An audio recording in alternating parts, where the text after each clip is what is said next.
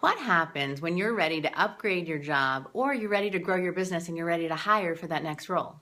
Well, I'll fill you in just a moment. My name is Belinda Rosenblum, and I'm here to bring you Own Your Money's Daily Money Minute today. I'm actually reporting to you from Washington, D.C., and I'm in a client's office here to do a 2-day VIP intensive.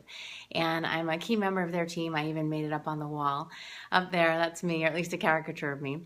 And we were having a really important conversation today about salary negotiations. And when do you ask if you're the employer, and when do you offer if you're applying for a job? Because when you're applying, I find, and I get this question a lot from clients, is when can I say how much I made? Because they're asking it on my initial application.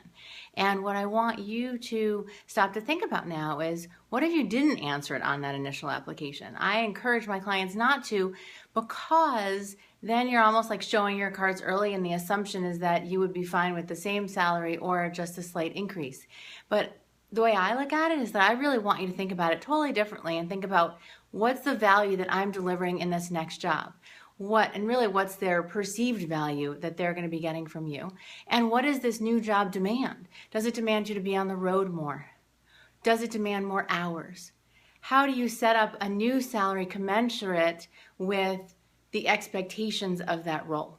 So the answer is essentially put it off for as long as you can when you get that question.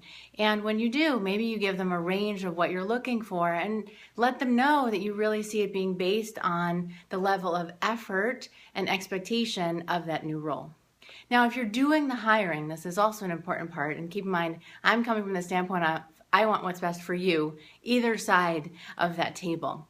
So if you're doing the hiring, then I actually want you to ask it earlier and be prepared that they might have my coaching and they might give you a range.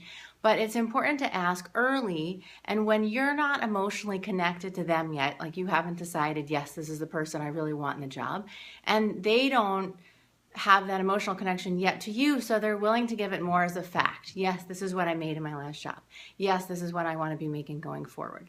And that you just have that information, and then you can proceed forward with the rest of the interview process. You decide who you want, and then you can weigh it, and then we can still go back and help you have that conversation with the person you actually want to hire. But at least then you have the facts right up front, and there's no drama associated with it later on when you need to be asking. So that's what I want to share with you in today's Daily Money Minute. And I'd love to have a comment from you below to hear, where have you struggled before when you're filling out job applications or when you're hiring somebody? What have you done, and what have you found that's really worked? And how can you start to use this tip going forward to really shift your answers and your response to have it all based on the value that you're delivering, and making sure that you're being paid what you're worth and adequately compensated for all of your efforts. Thanks so much. I look forward to your comments. Again, this is Belinda Rosenblum bringing you Own Your Money's Daily Money Minute. Thanks.